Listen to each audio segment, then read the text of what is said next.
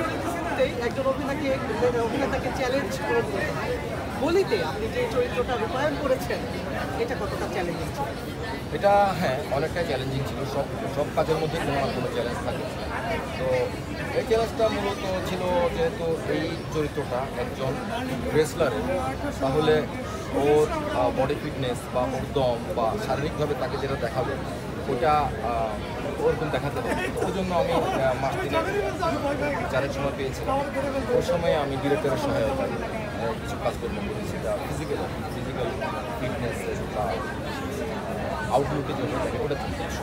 তারপরে ভাষাগত কিছু বিষয় ছিল, যদিও ওটা চাকরাইয়া ভাষা, কিন্তু এটা অন্য একটা অঞ্চলের ভাষা, একটা নির্দিষ্ট অঞ্চলের ভাষা। সে ভাষায় স্ক্রিপ্টটা লেখা হয়েছিল, ডিরেক্টর উনিও ওই অঞ্চলে।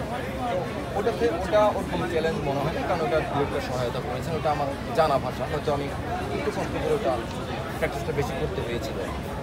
আর এটা আমরা শুট টাইম ওটাও একটা চ্যালেঞ্জের বিষয়। আমাদের যে টিমটা ছিল একদম ডিরেক্টর থেকে শুরু করে প্রোডাকশনের যারা ছিল, আমাদের এসিস্ট্যান্ট ডিরেক্টর ছিল তানভীর, তারপরে সিনেমাটোগ্রাফার টিম বা আর্টের যে ছিল তারে, এবং কস্টিউম বিজয়ার টিম, সব টিম মিলে আসলে এত সুন্দর করে কাজটা করেছি আমরা, যেটা আমাদের প্রায় 15 দিনের শিডিউল ছিল, কিন্তু আমরা 12.5 দিনে করে ফেলেছিলাম।